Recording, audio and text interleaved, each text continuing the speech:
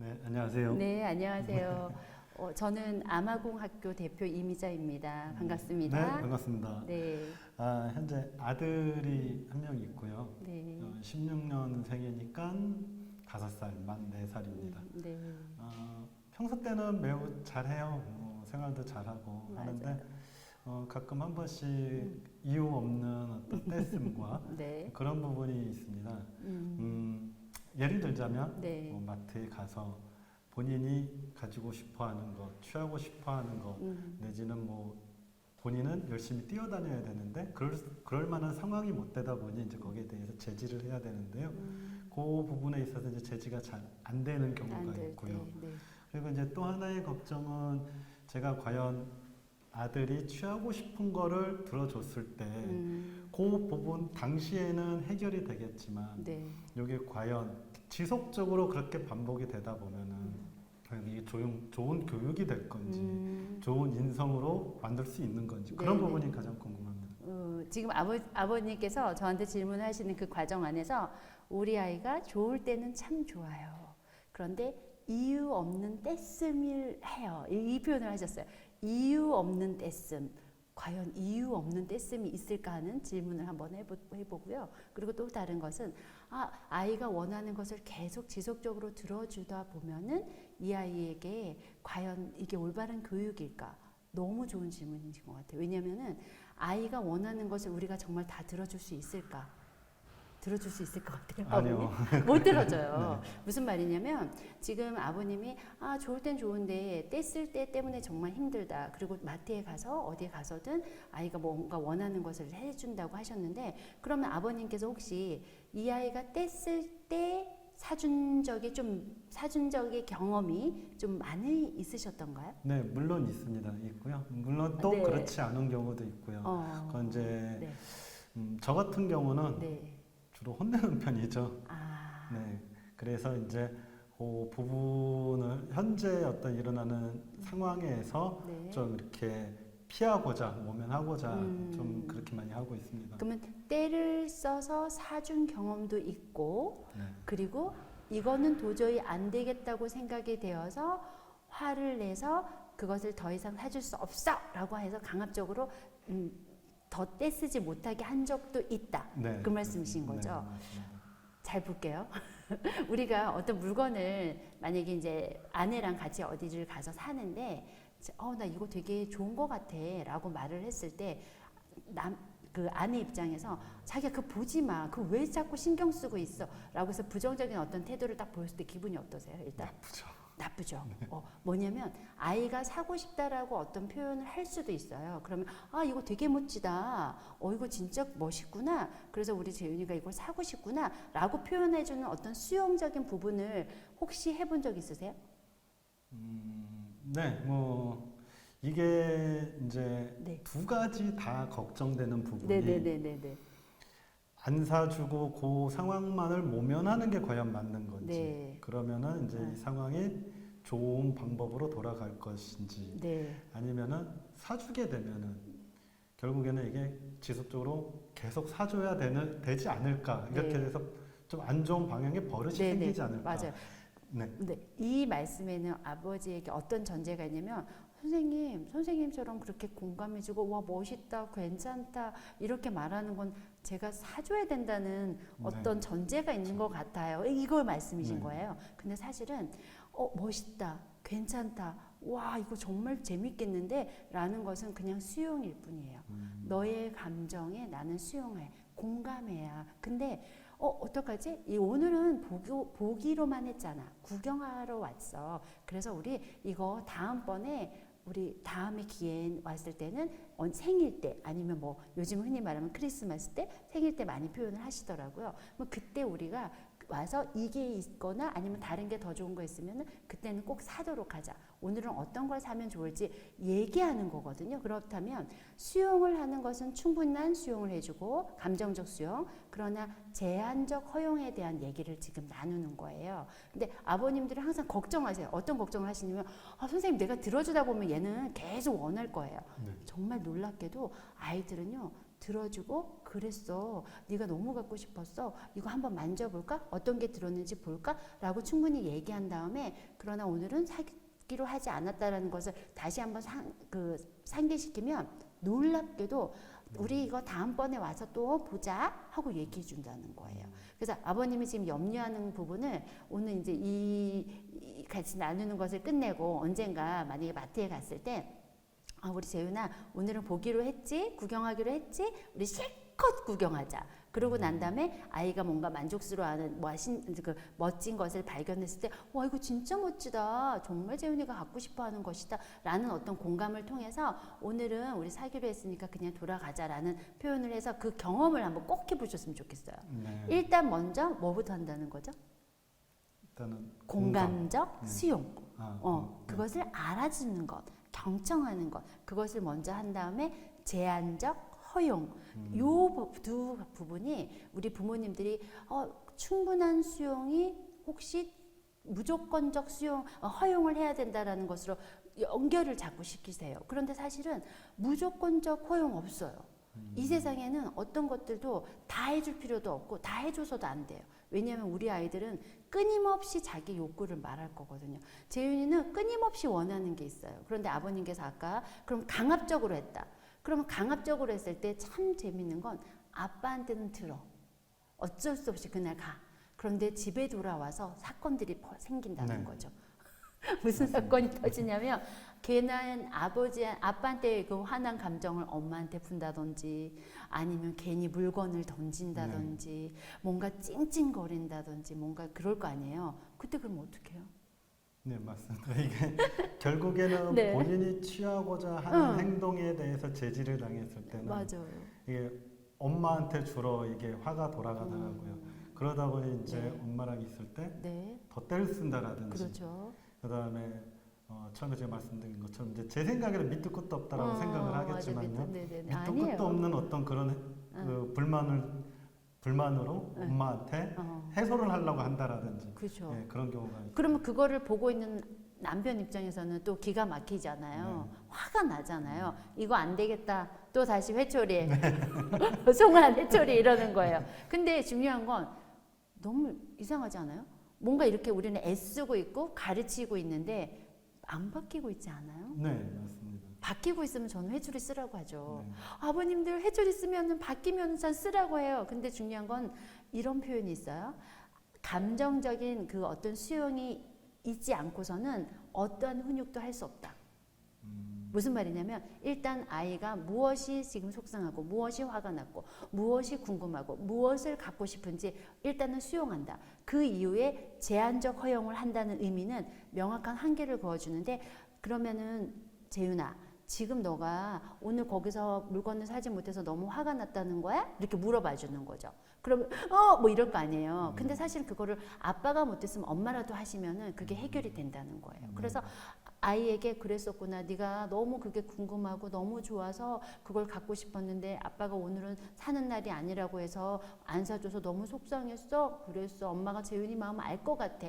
이해할 것 같아. 라고 해서 그 부분을 수용해주고 그런데 엄마한테 자꾸 이렇게 화내고 지금 찡찡거리고 이러면 엄마도 너랑 같이 놀기가 어려워. 엄마는 네가 속상한 마음은 알지만 그래도 그 마음 방법을 다른 걸 찾았으면 좋겠어 하고 충분히 알아주셔야 된다는 거죠. 그런데 우리는 아버님 아까 말씀하신 것처럼 약간 회피. 그냥 이 상황을 빨리 모면하고 싶어. 네. 그러니까 어떻게 해요? 얘가 좋아하는 예를 들어 좋아하는 마카롱을 내놓는다든지 아니면 이 아이가 뭔가 이렇게 좀 해소될 것 같은 다른 것을 자꾸 대안을 주는데 이 대안을 주더라도 감정을 좀 더 불편한 부정적인 감정들을 잘 해소를 한 다음에 그 대안이 딱 왔을 때는 나 해소됐어. 그래서 그 대안으로도 충분히 기분 좋아졌어. 이렇게 돼야 되는데 대안을 줬어도 자꾸 아이가 찡찡거리거나 짜증을 낸다는 건 아직 문제 해결이 안 됐다라는 거예요. 네. 그럼 중요한 거는 여기서 뭘까요? 일단은 우리 아이 마음을 읽어주는 것은 아빠의 엄마의 역할이다. 그 공감 능력이 사실은 이 아이가 자기를 조절할 수 있는 힘을 길러준다라는 거예요. 어떠세요? 네. 맞습니다. 아버님께서도 아마도 사실은 우리 부모님한테 공감받아 본 적 많이 있으셨어요? 네, 지금 하신 말씀을 듣고 나니까 네. 공감하고자 했던 부분이 굉장히 많이 부족했던 것 같아요. 뭐 당근과 채찍이라고 어떨 때는 이렇게도 한번 해보고 네. 또 어떨 때는 채찍도 들어보고 음. 결국에 이제 이렇게 채찍을 들어가지고 혼을 내고 하면은 저 나이에가 사춘기 무슨 큰 중학생, 초등학생도 아닌데 네. 설마 뭐 어떤 반항심이 있을까? 아, 라는 생각을 했는데 그렇죠. 정말 반항심만 생기더라고요. 해처리를 들어도 네. 오히려 더 그냥 그렇죠. 하지 마 그러면은 더 하려고 하고 네. 그 부분 공감적인 부분이 가장 좀 미흡하지 않았나라는 생각이 듭니다. 제가 부모님들한테 이런 말씀 많이 드려요. 혹시 재윤이가 아빠한테 아빠 미워, 아빠 저리 가, 아빠 싫어 이런 말 한 거 들어본 적 있으세요? 네, 들어봤죠. 그때 아빠는 어떤 느낌이세요? 매우 뭐 마음이 무겁고 안 좋습니다. 그럼 그때 아빠는 또 어떻게 반응하셨어요? 글쎄 뭐 특별한 반응을 보인 거는 없고요. 예. 그냥 그래라 그럼. 그래라. 네. 만약에 아빠가 아내한테 진짜 오늘 화나서 죽겠어. 짜증나 죽겠어.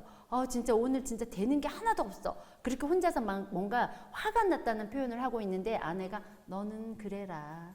나는 모른다. 이러고 가만히 내버렸을 때 기분이 어떠실 것 같아요? 안 좋겠죠. 뭐냐면 아이는 싫어, 미워, 화났어 이런 표현을 지금 하고 있는데 너는 그 감정 너 혼자 스스로 좀 잘 추스려. 네가 알아서 해야 돼. 나는 너 그 감정 받아주고 싶지 않아. 그리고 냅두고 이렇게 딱 외면하고 있는 상황일 수도 있다는 거거든요. 네. 그렇다면 뭐가 화났을까? 우리 재윤이 뭐가 속상했을까? 우리 재윤이가 뭐가 그렇게 기분이 안 좋았을까? 하고 물어봐주는 아빠가 얘는 필요했던 거예요. 네.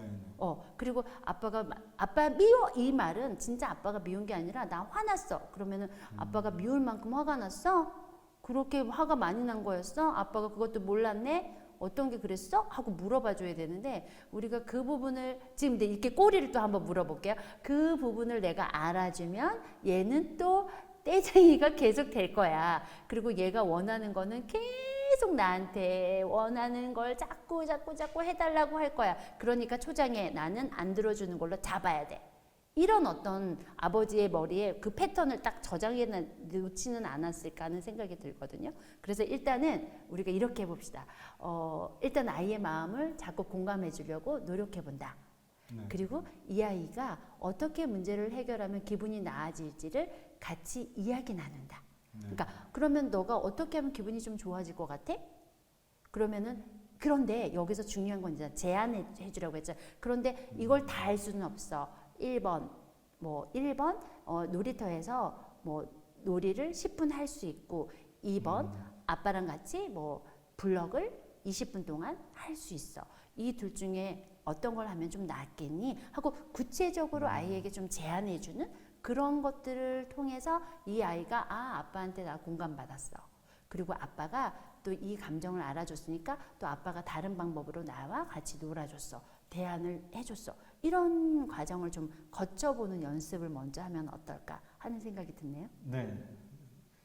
좋은 말씀이십니다. 네. 지금까지 그래 왔던 것 같아요. 지금 말씀해 주신 것처럼요. 네. 제가 원하는 거를 해줬을 때 자꾸 하나 더 이렇게 되다 보면은 결국에는 얘는 좀 안 좋은 인성, 좋은 인성을 쌓지 못하지는 않을까. 얘 과연 그렇지. 버릇없는 애가 아이로 되지 않을까. 네. 그렇게 된다라면은 집에서는 그렇다 하겠지만 사회 나가서 또 네. 문제가 되지 않을까. 네. 라는 생각 때문에 이건 안 돼. 네. 그러니 너는 여기까지야. 이렇게만 해야 돼. 라고 했던 것 같아요. 그러니까 말씀해 주신 것처럼 정말 공감적인 부분. 왜 그랬는지.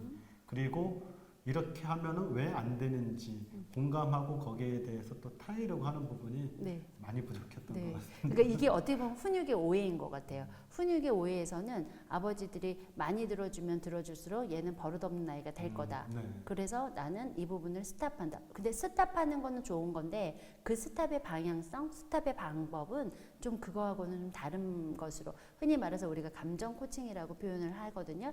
그래서 아이의 감정을 알아주고 그리고 어떠한 방향으로 명확한 한계를 그어주면서 바람직한 방향으로 끌어가는 거예요. 그건 무슨 말이냐면 아빠도 좋아야 되는 거예요. 아빠만 계속 끌려가면 그것도 안 되는 거죠.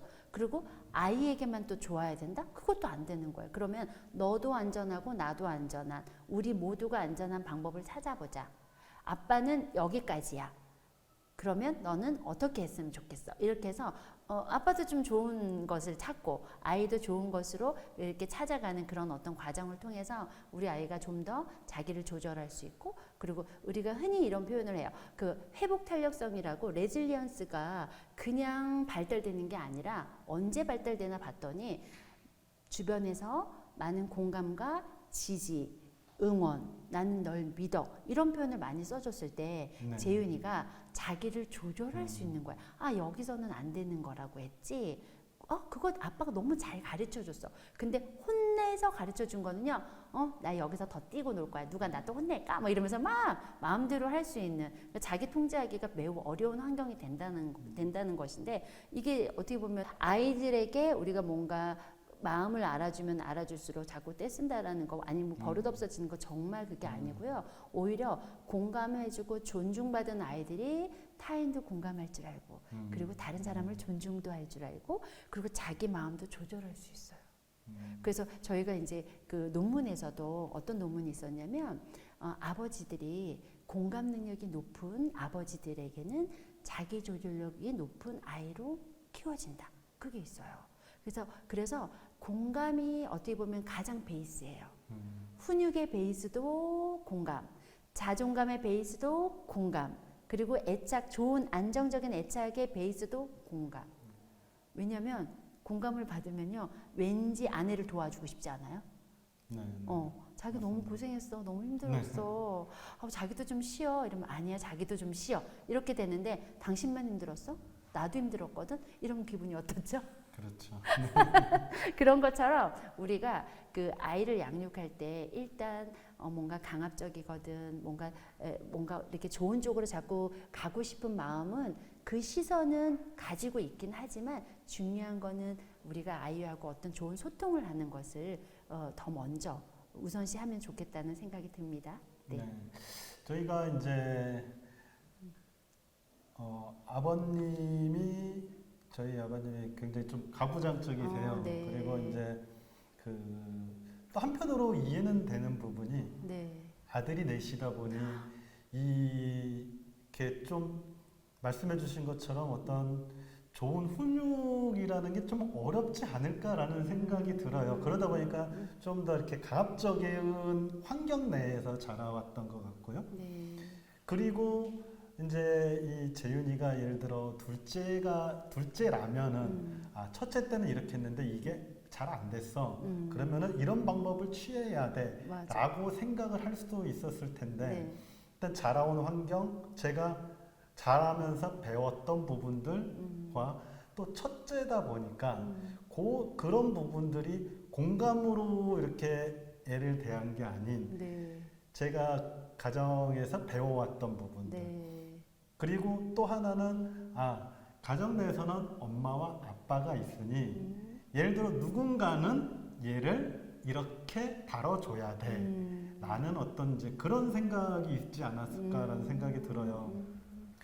엄마 아빠 모두가 애가 한 명이라고 그래 이거 해줄게, 엄마도 아빠도 그래 이거 해줄게, 그러다 보면 이제 결국에는 좀 문제가 되겠죠. 그러다 보니 엄마는 이렇게 하더라도 아빠는 좀 강하게 이렇게 제지도 하고 네네네. 훈육을 해야 돼 네네네. 라고 이제 생각하던 부분이 네네네. 있다 보니 예를 들어 엄마는 좀 공감을 한다 하더라도 아빠는 공감이 아닌 제지가 이제 우선이 되지 않았나. 네네네. 왜? 엄마가 공감을 해주니 아빠까지 그렇게 하면은 안 돼 라고 하다 보니까 아빠는 좀 제지하는 방향으로 혼내주는 방향으로 이제 이렇게 된 것 같습니다. 네. 그래갖고 결국에는 지금 말씀해주신 것처럼 이게 완전히 어떤 서로 틀린 부분이고 영역인 것 같아요. 그러니까 지금 제 생각 말씀해주신 부분은 아빠, 엄마 분명히 역할 차이는 존재하지만 그 기본에는 맞아요. 공감이라는 거, 네네네. 이 부분이 먼저 우선이 되고 그 다음에 아빠의 역할, 엄마의 역할이 이렇게 이루어져야 되지 않나. 그러니까 아버님 말씀에 적절한 제지 그리고 잘 안내하는 것은 매우 훌륭한 생각 맞아요. 그런데 그것이 화를 내면서 훈육한다? 아니면 회초리를 들어서 훈육한다? 아니면 강압적으로 한다? 그것을 갖고 있는 것은 어떻게 보면 잘못된 우리가 주관적인 어떤 경험에 의해서 나온 하나의 어떤 일반화적인 것을 표현을 한 거거든요. 근데 그건 일반화시킬 수 있는 부분이 아니라는 거예요. 그래서 그 부분을 다시 한 번 더 우리가 조금 이제 생각하고 가시는 거죠. 그래서 일단은 아이하고 나하고 좋은 애착이나 좋은 관계를 먼저 맺는 것을 우선시하고 그 이후에 훈육을 할 때는 잘 설명해주고 잘 안내해준다라는 걸 말씀드리자는 거예요. 그래서 혼내는 것 이제 그만하시는 거예요. 회초리 이제 그만하시는 거예요. 그거 이렇게 얘기하면 아빠가 잘 몰랐었어. 너에게 잘 이걸 알려주면 네가 잘 끌 거라고 생각했는데 오히려 재윤이가 되게 속상했던 게 많았던 것 같아. 그래서 아빠는 오늘 이 회초리를 이제는 안녕할 거야. 그리고 아빠가 우리 재윤이한테 알려주고 싶을 때는 설명하고 그리고 너가 이해할 수 있도록 잘 얘기해 주도록 노력할게. 저는 아버님들한테 이런 말씀들 많이 아버님 우리 노력한다는 말 되게 좋지 않아요? 이렇게.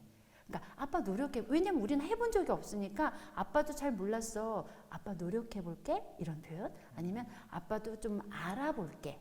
아빠도 공부해 볼게. 아빠도 열심히 해 볼게. 이런 표현들이 사실은 아이가 나도 열심히 해야겠다. 나도 노력해야겠다. 나도 저런 표현을 잘 쓰는 아이로 자랄.